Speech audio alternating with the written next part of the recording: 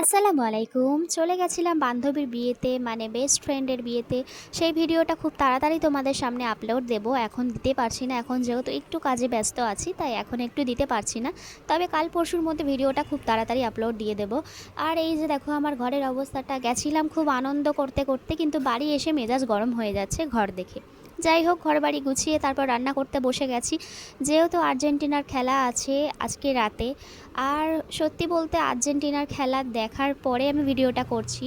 তো ভিডিওটা করছি এই কারণেই যে জানি না কেন মেসি এইভাবে হেরে যাবে, সেটা আশা করিনি মেসির থেকে। তবে যাই হোক, ওনাকে তো একা বললে হবে না, পুরো টিমটাই খেলতে হতো। যাই হোক, তারপরে এই যে খাওয়া দাওয়া করবো এখন রাতের বেলা, যেহেতু বাড়িতে কেউ নেই। আমার আর দেওরের জন্য ঝাল ঝাল করে গোস্ত রান্না করছি।